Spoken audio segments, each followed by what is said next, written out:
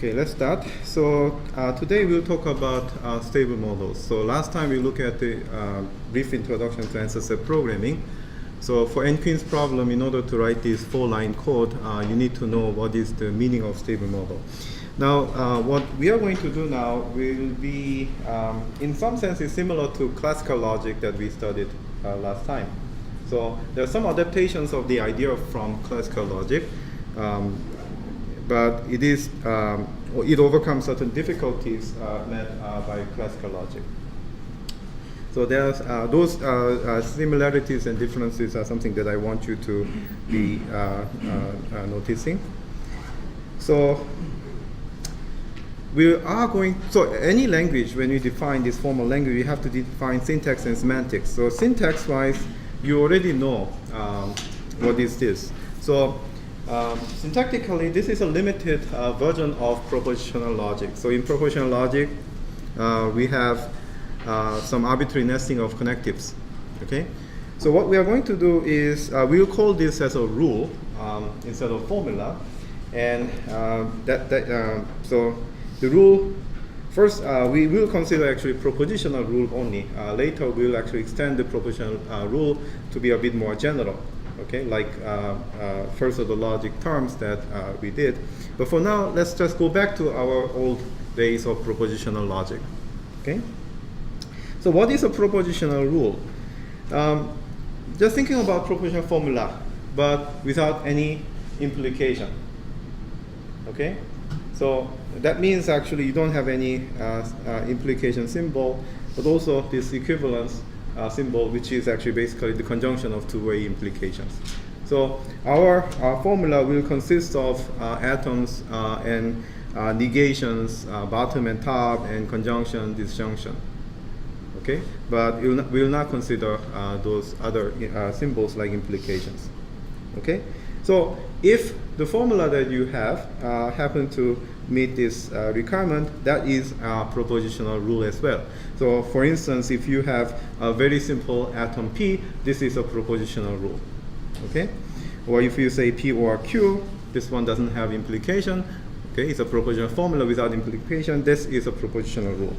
Now, with regard to implication, we will allow one occurrence of implication per rule, and we are going to use implication in a backward direction. This is more natural for humans to read. F is true if G holds. So this is how you read the rules usually. But basically, this is just an implication. So you can identify this F arrow G, which I'm going to read as F if G, as same as G implies F. Okay. So this is just a different notation, but it's actually just the same thing. Now, what we require for F and G now is they do not contain implication. Okay? Are we together? Okay, so let's.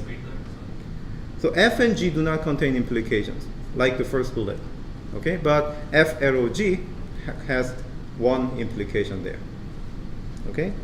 The number of implications that occurs here is 1, because this one is implication, and F and G do not contain implications. Okay?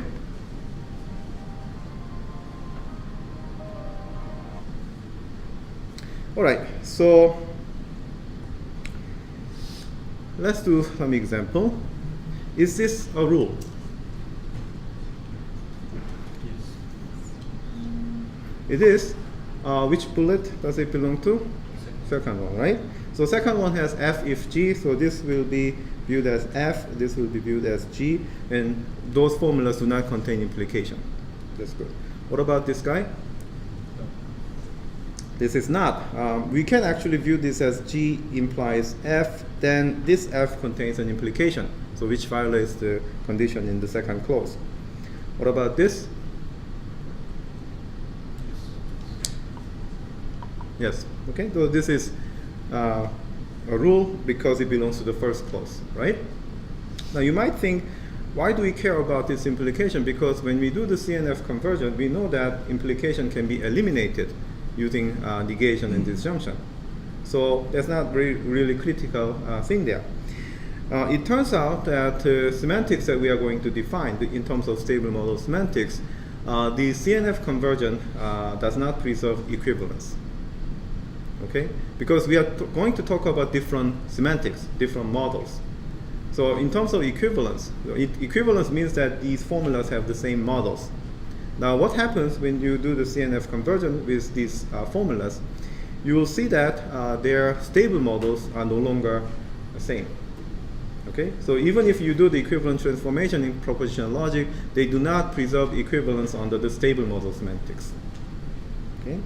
So far you see that this is basically just a restriction on the syntax of propositional formula. Okay? And that's it. So here you're done with the syntax. Now when you go into the semantics, this becomes a bit more complicated because what you know about the model theory in propositional logic does not really hold in stable model semantics. Okay? Now, something that I actually have to say here is there's a binding precedence. Negation bind more tightly than conjunction and disjunction, and implication symbols bind lowest. Okay? This is actually just a convention in propositional logic. Okay, so now we will call propositional program. What is a propositional program? This is just a set of propositional rules. That's it. Okay, so you're done with the syntax of propositional rule. Before we define stable model semantics, we will talk about a simpler approximation of that concept called minimal model semantics. Okay, so here we introduce one convention that how to identify the interpretation in propositional logic with a set of atoms. The convention is this. So when you have interpretation, say P is false and Q is true for the signature PQ, okay? Since each atom is either false or true, let's just enumerate true atoms and put it into the set. So what we are going to do is, for this interpretation where P is mapped to false and Q is mapped to true, we'll identify it with a singleton set Q, because Q is true. And all the atoms that are not mentioned in the set are assumed to be false. Okay? So for instance, if I say empty set, now I will call the set as an interpretation now, because now with this convention, the set theoretic notations and the interpretations are interchangeable. Okay? So if I say empty set, what does this interpretation mean? Both atoms are false, so there's no atoms that are true. Okay, good. All right, so once we define this convention, it is easy to define what is a minimal model. So it's a model, but there is no other model that is a subset of model. Okay, so let me say it again. So when you say I is a minimal model, if first I is a model of the formula, and there is no subset of I that is a model of the formula. Are we together? So we have to make it true in a minimal possible way and still satisfy the program. Okay? Let's actually look at example. So it's the same signature PQ. The formula is P or Q. Okay? Now, how many models are there? 3. Okay? Now, instead of P is true, Q is false, I will say that just set P. Okay, singleton set P means P is true, Q is false. So that satisfies P or Q, right? What about Q? Yeah, Q is true, P is false. That still satisfies P or Q. And if both of them are true, then they also satisfy P or Q. Yes? Shouldn't there be a fourth model which contains 5? Empty set is not a model of the formula because empty set means P and Q are false, right? So then P or Q cannot be true under that interpretation. So note here that we distinguish between the term interpretation and the model. Model is an interpretation that satisfies the formula. Okay? All right. So then what are the minimal models of this P or Q? So we found all models, okay? So what are the minimal models? The first two are the minimal models, right? Why? Well, let's check. The first one has P is true, right? Now, what is a smaller model than the singleton set P? Empty set. Does empty set satisfy the program? No. So P, singleton set P is the minimal model of the formula. Same reason Q is it. However, P or Q is not. PQ is not. Because for PQ, this is too much. We could have only make P to be true, and that would still satisfy. So PQ is a model, but this is not minimal because there is an example. There is another interpretation, P, which is smaller than PQ, and that still satisfies the program. Okay? Are we together? Okay, so just find the minimal models. Okay, so that is good. Now, what you can prove is if two formulas are equivalent under propositional logic, they have the same minimal models. Right? Consider all the. I mean, there are two formulas, so you can imagine something like, let's say P or Q. Okay, now P implies Q. Okay, these two formulas are actually equivalent. You can work it out. Okay, and their minimal models are also the same. Okay. However, the converse is actually not true. Okay, so the two formulas may have the same minimal models, but they do not have same models. If you look at the minimal models, they happen to have the same minimum models. But in general, all the models of this formula are not exactly the same as all the models of that formula. Can you find such an example?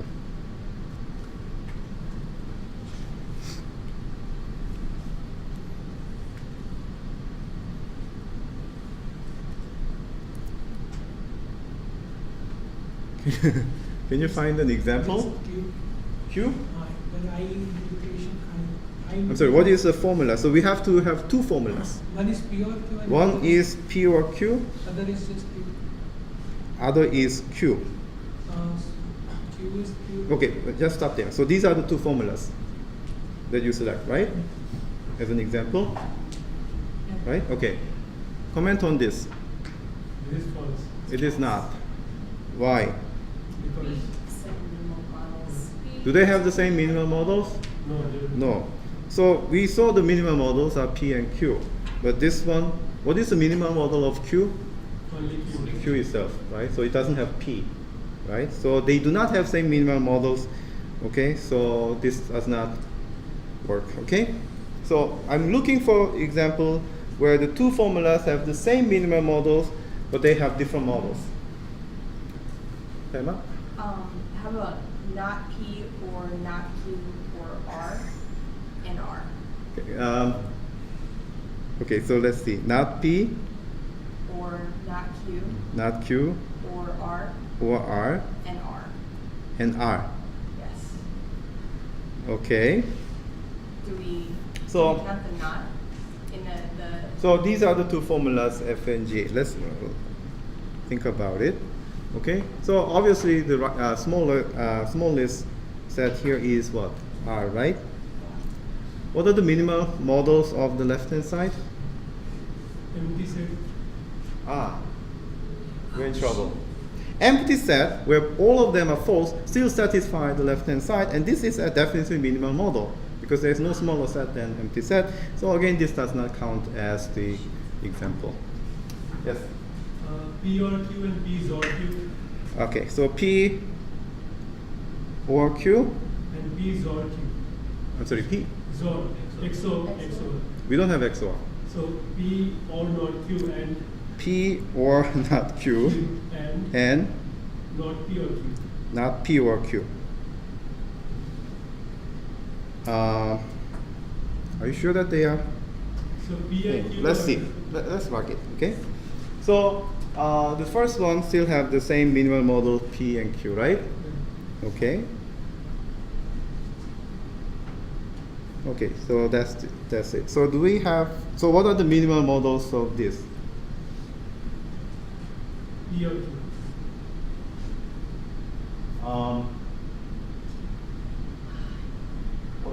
set? No. Oh, I wrote it different. So it's. What about empty set? P- Let's no, no, stop no. there. Okay. No. Because you deceived My others. definition wrong. So it's P and not Q or not Okay, P but and yeah, but before we go into that, let's see whether others are also following here. So what are the minimum models of Q or not Q and not Q or Q?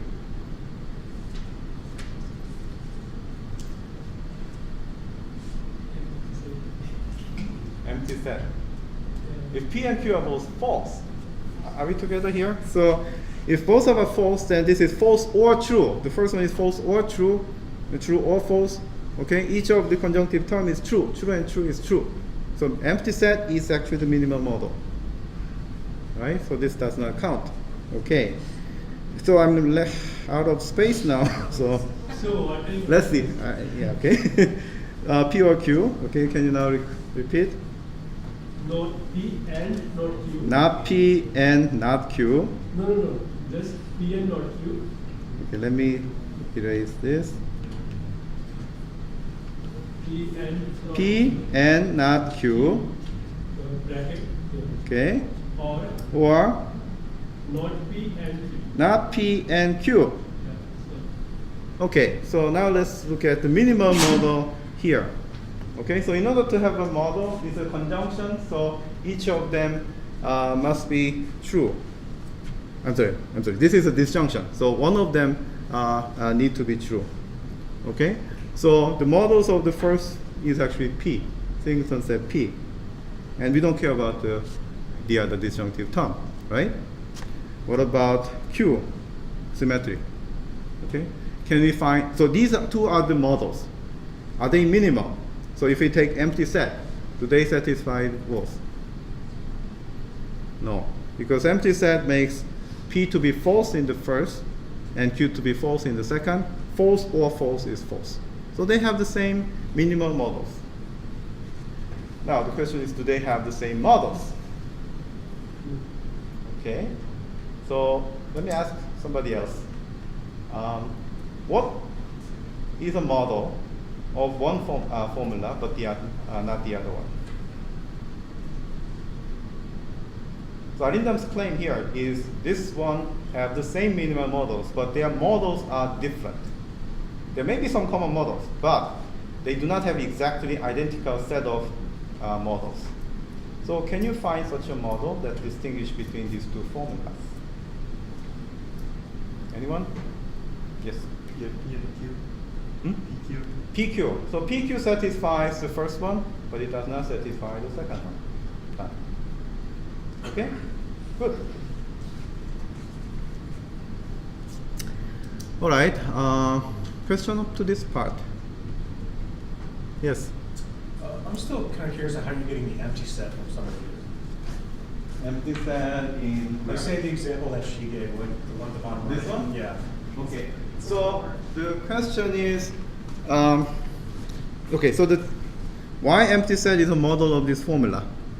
Is it? Okay. So empty set, just understand this as an interpretation that makes P to be false, Q to be false, R to be false. Every atom is false. There's no true atoms, so that's why it's empty.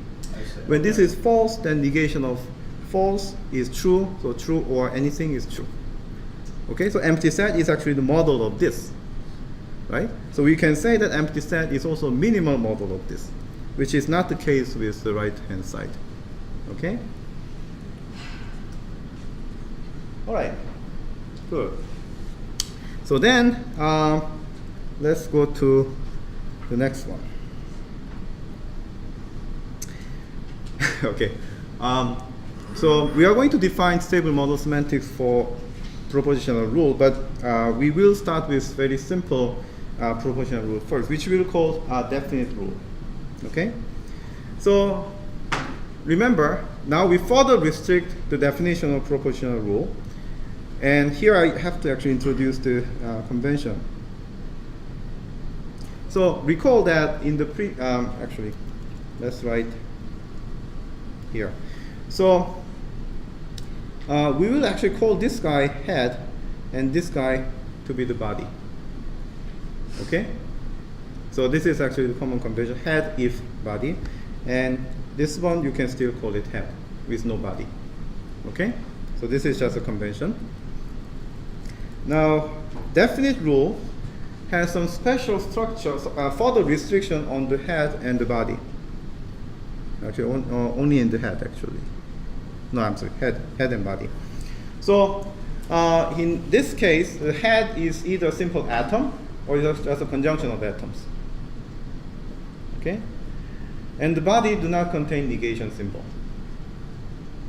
So this, if for this restriction, we'll call the propositional rule to be definite. So here's an example. This is definite because first is head here. Okay, so this is head. There is no body in this rule, and this is just a simple atom. So it satisfies the first bullet, and the second bullet also is satisfied because if there is a body, then it should not have negation. But P does not have body at all, so this second clause is already true. Okay, remember, if there is nothing to check, then this is so-called vacuously true. Okay. The second rule is also the case. So the head and body, okay, the head is a simple atom, and the body does not contain negation. Okay, so this rule is called definite. It's a propositional rule, and furthermore, this is also definite. Are we together? Is this definite?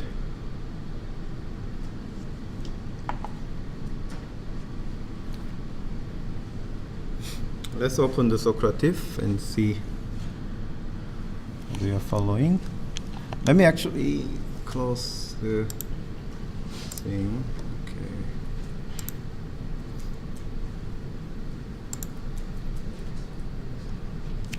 Okay, I'll come back to the laptop. Okay, so the question is, the second program that you see, is this a definite or not? Yes. No, write on the Socrative, please.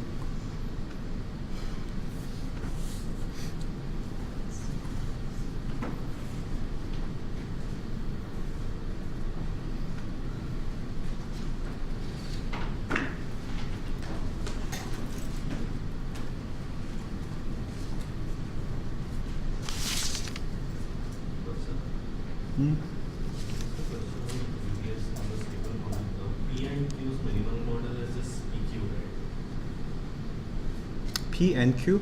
Yeah. P conjunction Q, the minimal model. What is the minimal models of P and Q? What is that the question? Yeah, it is just PQ, right? Yeah.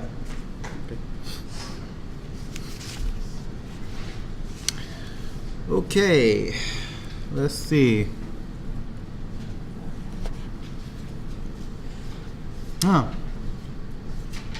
Okay, maybe this was easy. 96% say true, 4% says false. Okay. Okay, so yeah, this is definite. Now, what is special about definite? You can now define stable model semantics for the definite rule. Now, first, before we do that, there is a theorem that you can actually prove. If the program is definite, it must have a unique minimal model. Okay, so there is a minimal model, but it's also unique. There's only one minimal model.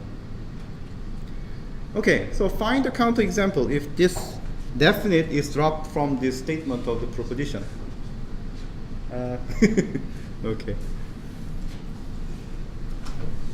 So here is the proposition again. So definite program has a unique minimal model. Okay. The question is, find your counterexample if the definite is dropped from the statement. Which means that if I say a propositional program has a unique minimal model, always, that's a wrong statement. Can you find a counterexample?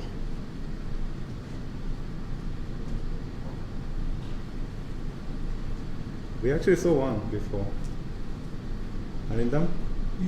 P or Q. So P or Q is not definite because P or Q, the head contains disjunction. The head must contain only conjunctions in order to be definite. But if it contains disjunction, it's not definite. And because of that, there was actually two minimal models, set P and set Q. Okay? Now let's actually check this claim with respect to this example. So what is a minimal model of the first program?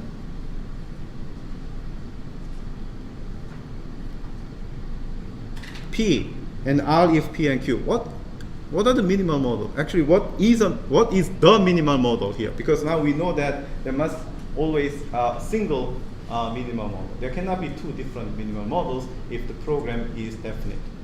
So what is the minimal model in this case? R? Okay. So one claim is R is the minimal model. PQ1 Is it true? for both the programs. Both of them has to be true. And the model has to be minimal. In other words, you can understand this as propositional formula P and P conjunction Q implies R. Okay, I'm asking about the minimal model of this propositional formula.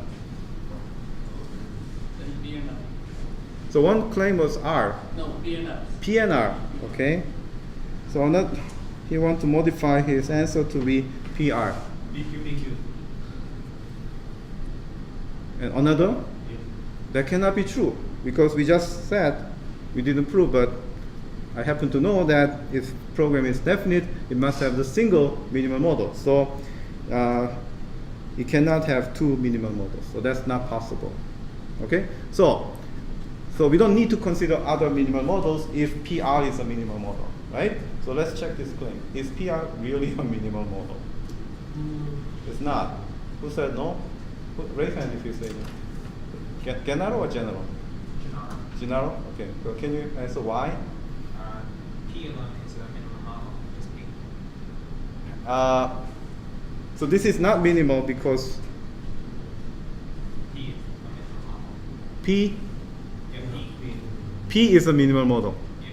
but PR is not minimal model. Okay, so if to dispute that this is not a minimal model, you can find another model that is smaller than this, right? So his claim is, now let's consider other one, P. Okay, if P, the singleton set P, satisfies both rules, then this one cannot be a minimal model. It may be a model, but it may not be a minimal model, right? Okay, so if P is true, Q and R are false. Okay, what happens? Is this true? Obviously. Okay, is this true? Yes. Yes. Why? Because P is true, but Q is false. So P and Q is false. False implies anything is true. So this one actually satisfies it. And I said, if you find the minimal model, okay, is it really minimal? So what about empty set? Well, empty set does not satisfy the first P, right? So it cannot be a minimal. Empty set cannot be a model, so we found the minimal model, P. Okay? Are we together? What about the second one? So here, this is also definite. 96% of you said this is definite. Okay? So there must be a minimal model. So what is the minimal model here? Let's do the quiz. Okay, let me close.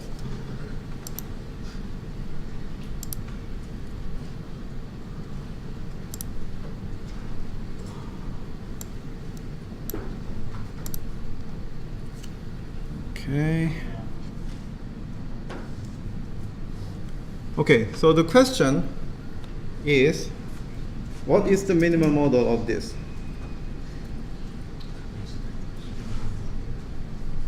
Of the second program.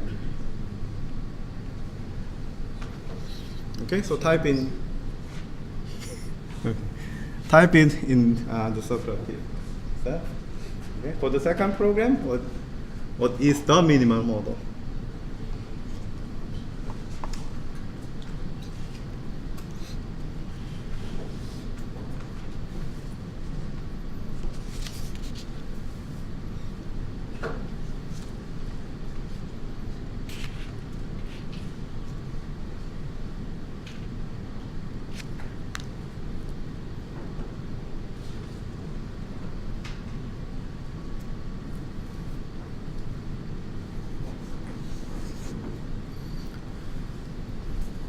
And some of you may identify some algorithm to find minimal model quickly.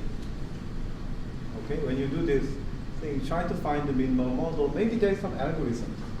In fact, it turns out to be polynomial time algorithm to find the minimal model, which is much better than propositional logic, right?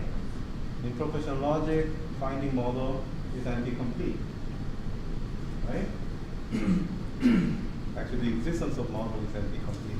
Finding is that difficult. However, for the definite program, even if more than just a model, it's a minimal model, you have to also worry about the minimality of the model. But somehow finding this minimal model, it can be much quicker than finding models of general propositional formulas.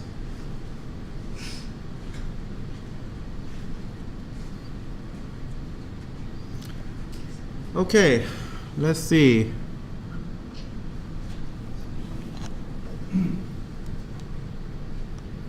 So let me show you what answers did I get. Okay, so PQ, PR, P, PT. Okay, what is the majority here? PQR seems to be some. PR is also there. PT is there. Looks like PQR and PR are more than the others, right? Okay. Let's check that. So let's check actually two things. So PQR and PR. Now, which one is a better thing to check first? If you have PQR and PR, which one do you want to check first? PR, because if PR is minimal model, you don't need to worry about PQR, right? So let's say whether PR is a minimal model. Now, first, check whether this is a model. Well, this one satisfies the first rule. Okay, second rule. No? Doesn't satisfy. Then why is it even a minimal model? This is not a model at all, right? So then this is not a minimal model. So should we go to PQR? Okay. So let's do this again. First one, is it true? Yes. Second one, now it's true. Yes. Okay. Third one, is it true? It's P or T. T is now false under this current interpretation because T does not occur in the set. So, but P or T is true because P was true, right?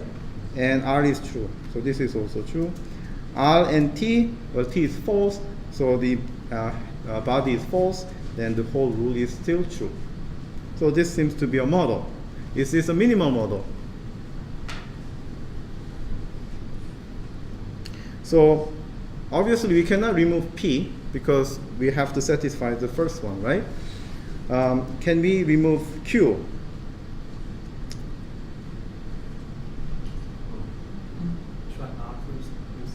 Actually, so suppose we have P only.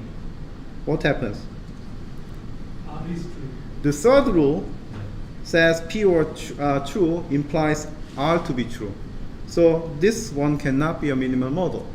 So P itself is not.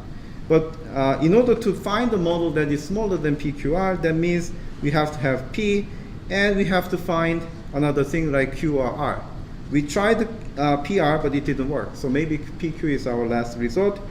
Does PQ satisfy this? Turns out to be no. Because PQ, again, does not satisfy the third rule. Okay, so let's actually go back to this slowly. So let's try to now find an algorithm to do this. Okay. So now it seems to be the answer is PQR. Okay. So first one. So let's scan the first rule. We know that P must be true, right? Because of the existence of first rule. Now, if we look at the third rule, if once P is true, no matter what you have for T, this body is true, which means that you have to include R. So you cannot avoid this. You have to have R. But now once you have P and R, then now the second rule says the body is true, so you must include Q. Right? Now let's go further. Now with this current set P, Q, R, should we add more atoms? No, we are done. So this is actually iterative algorithm. Okay, let me actually write the algorithm to see what we are doing. So let's assume that this is a minimal model. Okay, so let's initialize with empty set. And what we are going to do is to repeat the process. Okay. For each rule in the program, let's say our program is pi.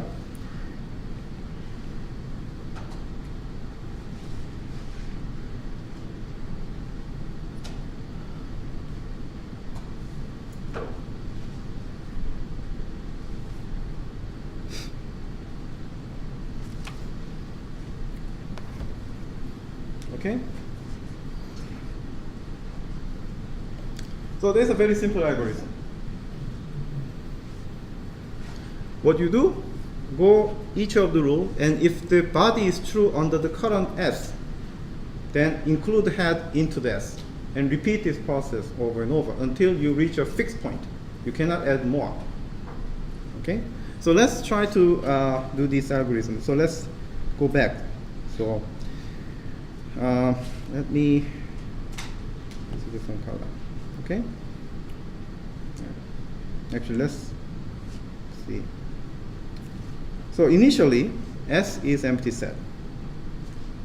Okay?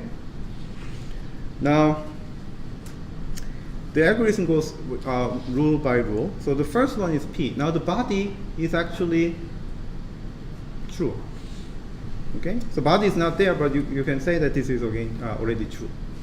In that case, you have to include P into S. So when you look at the first rule, okay, P has to be included in S.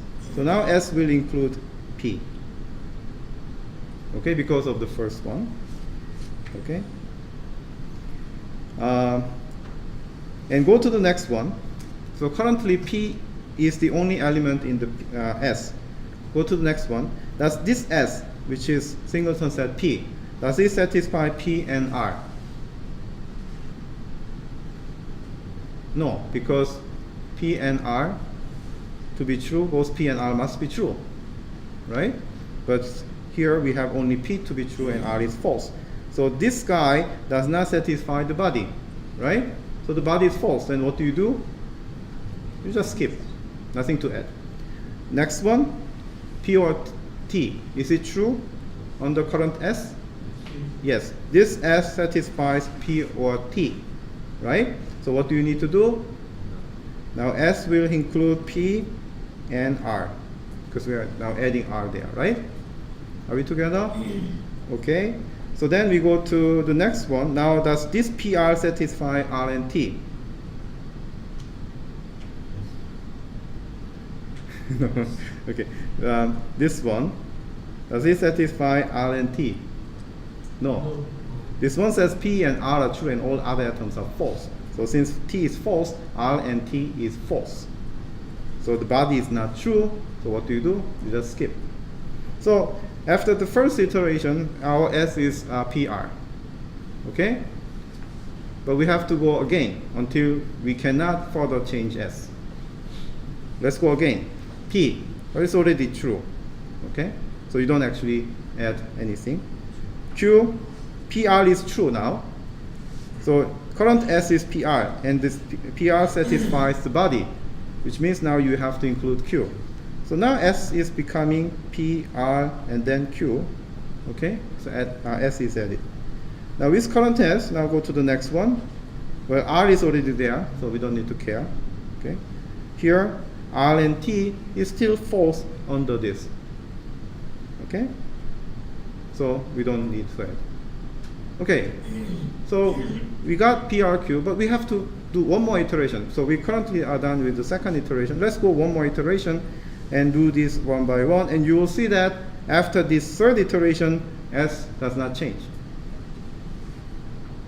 So now we reach a fixed point, and this is the unique minimal model. Done. Okay? Now, why this is polynomial time algorithm? Why? And instead, so in terms of what? Polynomial in terms of, In terms of size of the program, of course. so and instead we delete it. So somebody who haven't spoken yet, want to say something here? Why is it polynomial time algorithm? No idea? Yes. Kind of guessing here, but in a worst case scenario, depending on the order of the rules and you apply the algorithm, could it be n factorial? So theoretically, if each run through the list of rules, you don't add anything to s until the very end. Okay. And then on the next run, you don't add anything to the n minus 1 rule. Yeah, But, okay. but good. there could be a way to sort the rules such that that wouldn't. Yeah, how many iterations do we have to do? So it's not really factorial thing here, but each run, each iteration will add at least one rule to be considered. Once the rule is considered, that rule does not actually affect in the next thing because we already added head there. So the next time this rule is no longer effective. So every time that you do this iteration, some of the rules will contribute to adding to S. And once you have used that rule, this rule is actually no longer useful later.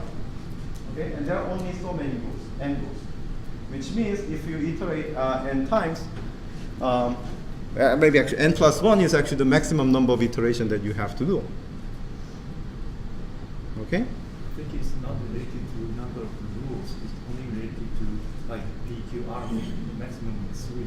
Well, PQR is coming from the head, and each head contains an atom, right? Yeah, you related to like the minimum value of the numbers of the rules or the numbers of the atoms, like P, Q, R, S. You'll check later, but I think if you consider the head versus rules, they're 1 to 1, so at least for these examples.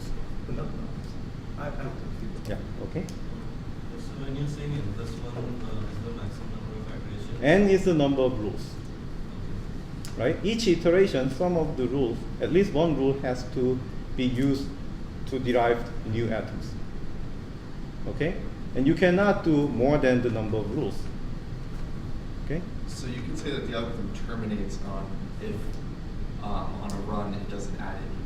Yes. The algorithm will stop when there is no S is added in iterations. And that iteration can go up to n plus 1, where n is just a number of rules. Okay? All right, there's slightly simplified thing that I said here. In fact, the definite proportional rule may contain conjunction of atoms.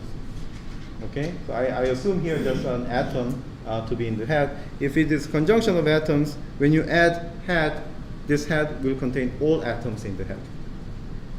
Okay? All right, that's it. So what the good news here is now this is the first stable model semantics that you learn. A stable model of a definite program is a minimal model of the program. Done. So you happen to have definite propositional program. Just look for the minimal model. You can do by doing applying the definition, or you can do by this algorithm. It doesn't matter. If you can find the minimal model, you can claim that as a stable model. That's how the definition of stable model goes. And this is actually the simple case. Question here: is every stable model of pi also a model of the pi?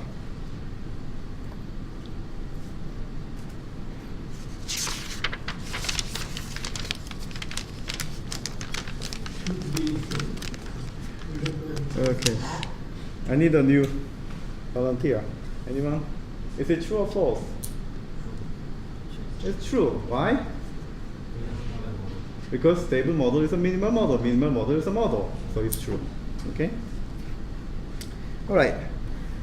Now, what is the informal reading of this rule? Why do we care about the rules? Okay, why do we massage this into some specific thing? So we already see one reason that this becomes more easy to compute. But in terms of reading, there's something called rationality principle. So we can view the program as a specification of stable model. And what is a stable model? One idea is to view this as a set of beliefs that the agent should have associated with the program. So the program is something that derives the belief for this agent. Okay? So the principle here is this. So one way to do read this rule is belief P. Okay? And belief, so okay, let's say it this way. Suppose in general we have this head if body. What it means is if agent believes B is true, then the agent must believe H is true. Okay? But we don't want to believe more than that. That's the kind of rational belief. Okay? So the rationality principle says believe nothing which you are not forced to believe. Now let's apply this idea to the example here. So that might be easier to do. So P here should be believed no matter what circumstances. There's no condition on believing P. P must be believed. So the agent must believe P to be true. Okay? Now the agent has to believe the minimal information as possible, which can be justified. So now if you look at the second rule, agent must believe R if it believes both P and Q are true. Right? Now currently agent believes only P, but it doesn't need to believe Q. Under that assumption, agent doesn't have to add Q into the belief set. Hence, the agent doesn't have to believe R either. Okay? Well, think about this as something that you have to check to be true. So P must be true. But the program here does not say whether Q is true. Then you cannot use that belief. Okay? You can either assume Q is false. Right? So under that condition, you don't need to believe R because P is true, but you don't know Q is true or false. Okay? So I don't believe Q. Okay? Under that condition, I don't need to believe R. Okay?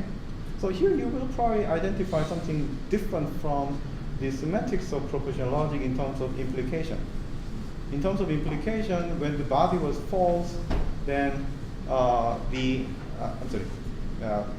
when you have B implies H, when this is false, H can be either true or false. Right? However, in terms of this minimal model semantics, also stable model semantics, if B is false, then you don't have to believe H. There's a difference here. Okay?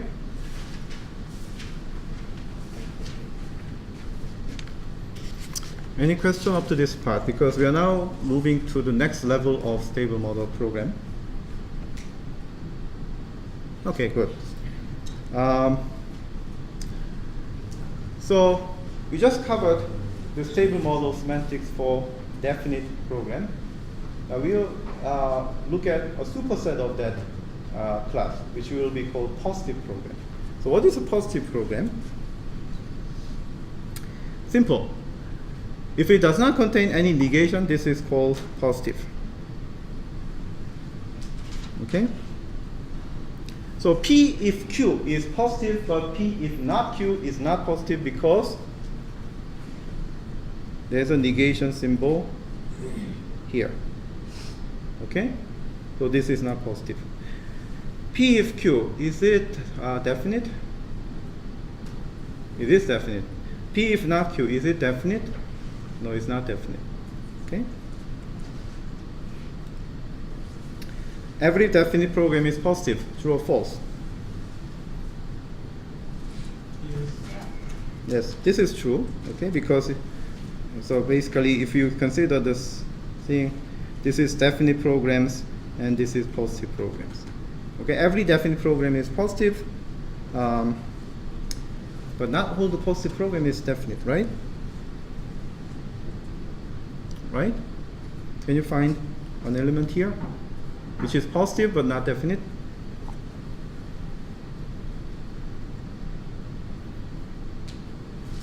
So here in the You can have or, yes. Because as long as it doesn't contain negation, then this is for positive. So or does not matter. So what is a class? What is an example that belongs to positive but not definite? POQ. So there may be many others, but we are doing this over and over. POQ is a positive program because it does not contain negation, but it is not definite because it contains disjunction in the head. Okay? Okay, so okay, now we define stable models, same as in the definite program. So stable models are still minimal models. Good. Does every positive program have a unique minimal model? So Arindam has the answer, so let me not ask him. Anyone else? Does every positive program have a unique minimal model? Bar. No. So can you give an example?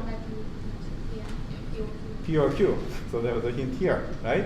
P or Q is a positive program, but it has two minimal models, P and Q. Singleton set P, singleton set Q. Now, the definition is same in both cases of programs. So minimal models are all we need, okay? But once you go into the positive program in general, they may not necessarily have unique minimal model, okay? And this is what we saw before. A stable model of definite program is actually the minimal model, but for the positive program, there may be multiple minimal models. So this is very minor things. For the definite program, you can say the minimal model. Stable model of the definite program is the minimal model. But when you say stable model of a positive program, you should say it is a minimal model because there can be more than one minimal model. Okay? All right. Good. So let's see. Okay. Now, so then why don't we define the stable model as a minimal model? Now the big part is once you start to include the negation, that makes all things complex. Okay? For that, we will need to do something. Okay? So from that point, okay, which will be the next level, where there is a program containing negation. Okay? So for this class of programs, stable model are different from minimal models. Okay, but before we do that, let's go into the Klingon language. Okay? So far, we look at the propositional atoms, which means that the atom has a very simple structure. It's either there's one unit that can be assigned true or false. In terms of knowledge representation, that's a bit limited. So we are going to use Klingon as the main answer set solver here. And it allows actually the syntax that is more general than just the propositional program. It's actually very similar to first order logic in certain sense. Okay, so we'll talk about that now. Okay, so one of the things that first order logic is good is it has some complex structure for writing the term. Okay, so we can talk about individuals, relations, and those kind of things. And Klingon language actually support that. So here is that definition of the terms in Klingon. Okay, so this is very similar to terms in the first order logic, but there's also slight difference. So pay attention to this difference. So the definition-wise, the terms are either integers. So if you have any integers, then they are terms, and any symbolic constants, like object constants that you did in first order logic, they are terms. And variables, they are also terms. Okay? And if you have two terms, you can use the arithmetic operations on them. There are some specific set of arithmetic operation that is defined. So if you have two terms, and you can apply the arithmetic operations like multiplication or exponent and division, things like that. Okay? Yes? Does it have the same precedence There are some precedents, but it is usual as in the usual arithmetic. So multiplication has more precedence than. Yeah. So that's actually, the same convention. Another thing that you might find useful is absolute value function. Okay, so you have term, and then you put the absolute value. Okay, and so that is actually fine. Something that is unusual is actually this guy. So T1 dot T2. So T1, T2 are the terms, and they actually denote intervals. So you have 1 to 10. So 1 dot 10 means actually 1 to 10. 1, 2, 3, 4, 5, 6, 7, 8, 9, 10. Okay? Now, if you look at these definition, what is special about Klingon language is it has some designated signature already. Right? In first order logic, the signature is arbitrary. You can choose any signature. In Klingon, the signature is already fixed to be this, which means you have predefined set of integers. Okay, and you have some predefined functions, arithmetic functions. You don't have arbitrary functions here. Okay. And there are some special thing which is called terms. Now, if you forget about the last one, you can view this as all as some special cases of first order logic terms. Okay, the last one is actually a bit different. Okay, any question up to this part? All right. Okay, so terms can of course contain variables. And the variables are typically represented as uppercase letter. Okay, small case is actually the constants, uppercase, lowercase is constants, and uppercase is a variable. Now, the terms that do not contain variables are called ground terms.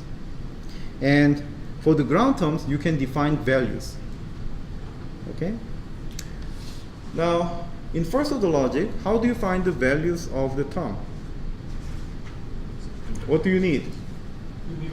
You need an interpretation, universe, and how to map each constants into members of the universe, and how to map predicate into the relations, and so on and so forth, right? And there are actually many different ways that you can associate the constants to the members of the universe. In the case of Klingon language, there is a fixed way to do it, and that actually is helpful for the computation. So most of the case is actually very simple. If t is an integer or symbolic constant, then the value of t is t itself. What that means is, in first order logic, we could have done something like this: a mapped to 10. This is not possible in Klingon. In Klingon, a should be mapped to a, nothing else.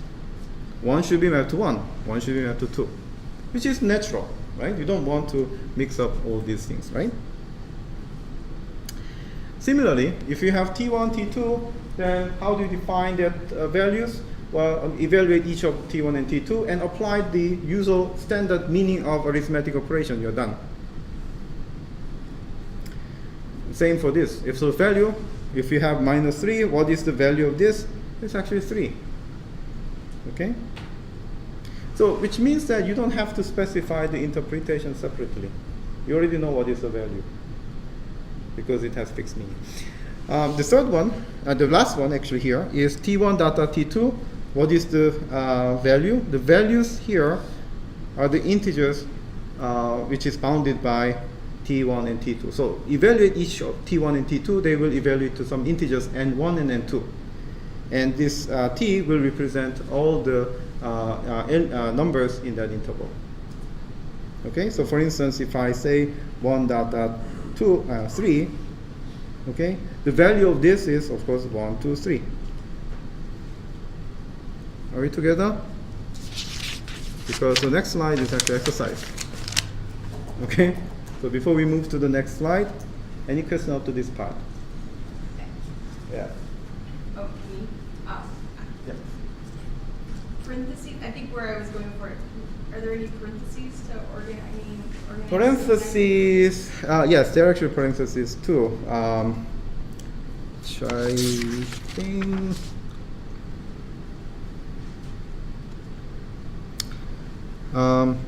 You can use parentheses when you do the arithmetic operation. It's not explicitly written in that. Outside of that. Yeah, but that's actually okay. Yeah. What's the difference between ground terms, variables, and constants? So terms can be variable and also the constant.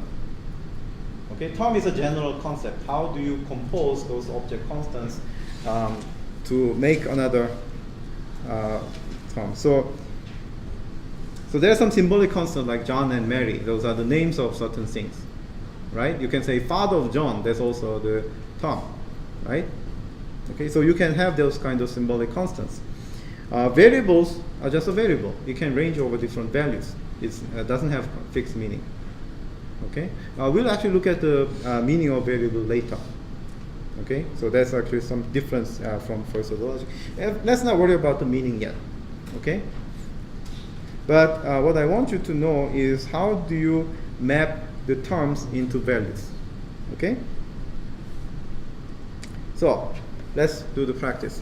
One thing that you have to be careful here is when I define this thing, I said the set of values. I didn't say just a single value.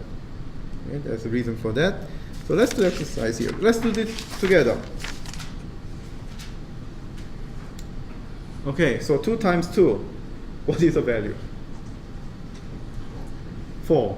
Okay? Now I'm going to use the set because I said set of values. What about 2 divided by 0?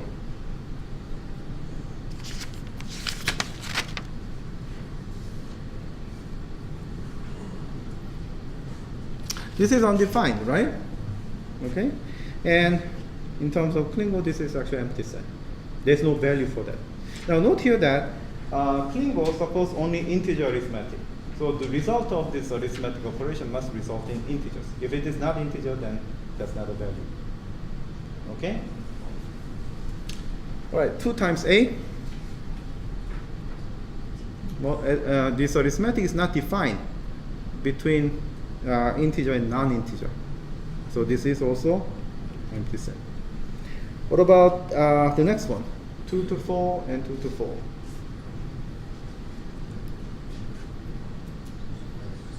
This is actually a bit more complicated than the other things. So in other case, it's either that atom, the evaluation of the value according to the user understanding, or maybe sometimes it's undefined, that it's actually empty set. But here, the first term ranges over 2 to 4. So yeah, so recall the previous thing. When you have this chi, okay, you have to evaluate, we are looking at these 2 clauses, okay? So the question was 2 to 4 times 2 to 4, right? So outermost one is actually the arithmetic operation. So we belong to this category, right? Now this is now T1 and this is T2. Am I right? So according to the definition, we have to evaluate T1. What is the value? What is the set of values for T1? Now we have to go to the last bullet, right? So that is actually, let me write this, 2 to 4 times 2 to 4. So this is now T1, right? So T1 ranges over 2, 3, 4, according to this definition. And same for 2, 3, 4. So let's go back to here. If the first term value is 2, 3, 4, and the second set of values is 2, 3, 4, then what is their multiplication? The values of T are the integers of the form, where N1 is one of the values of T1 and N2 is one of the values of T2, which means you have to make all the combination. So from 2 and 2, you get 4. 2 and 3, 6. 2 and 4, 8. 3 and 2, 6. 3 and 3, 9. 3 and 4, 12. 4 and 2, 8. 4 and 3, 12. 4 and 4, 16. That's the answer. Do you get it? Okay. So just evaluate each of the terms and then make the computation among all these values. Okay, what about this one, 6 to 5? Yes. So based on that combination Mm-hmm. multiplication that you just did, so is that in case the elimination of repetitive terms within a set? Oh, is that yeah, implied? this is a set, so repetition does not count multiple times. Yes, you're right. Okay? Yeah, good. Okay, anything? Okay, so what about 6 to 5? Empty set, because there is no integers between 6 and 5 in that order. A to a plus 1, empty, because you cannot evaluate A. A is mapped to A. It's not an integer. So this interval does not make any sense if it is not between integers. What about this? This double symbol, star is actually the exponent, right? Then what is this? No, it's not actually empty set. I told you that this is the integer arithmetic, so it's actually the floor of that number, which is 0. So this is a 2 to the power of negative 2, which is 1/4, but if you take the floor, that is 0. So this is what Klingon returns. Okay? All right. So I mean, this kind of thing is a bit complicated, but once you get to know this, it's actually quite convenient to use for the programming. Now question, find the ground term, so single ground term, to represent value 1, 3, 9. Can you write it? So instead of 1, 3, 9, can you write a single term that has this value?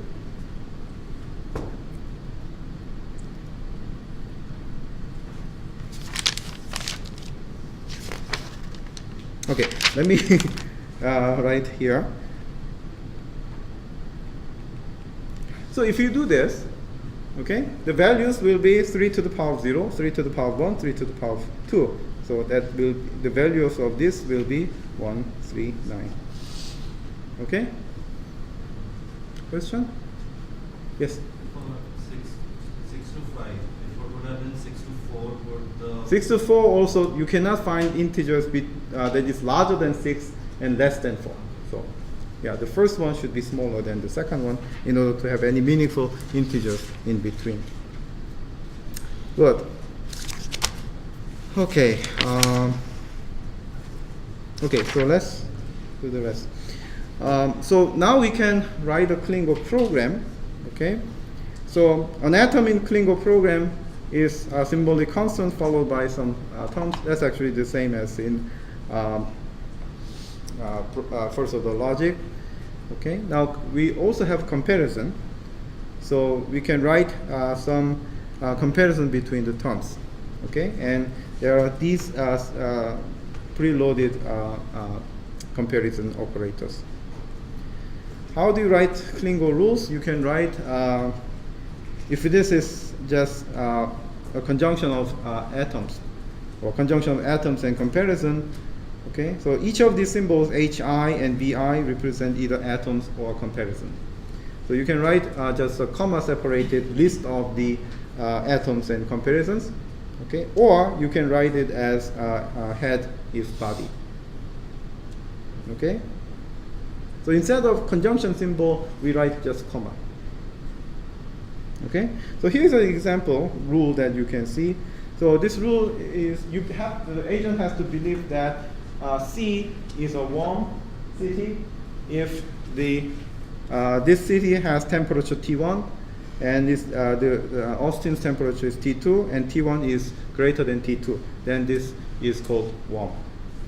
In other words, simply by the way, C and T1, T2 are just variables. Okay, so you can range over all the symbols in the domain. What that means is any city that is hotter than Austin is called a warm city. Okay.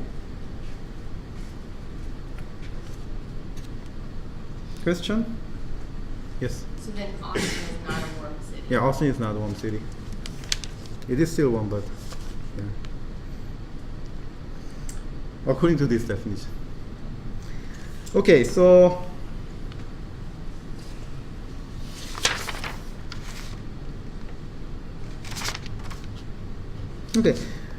this is just a convention to represent Actually, you know what? I think it's better to stop here instead of rushing. So, so far, what we learned today is stable models of definite program and positive program. And in a few slides later, we will finish with the input language of Klingon, just to represent definite and positive programs. And then the next class we will we'll look at the negation as failure, which will probably encounter a lot of confusion. So if you have chance, read the lecture note, okay, and be prepared. Any questions? Okay, so then let's stop here and let's open the exit ticket.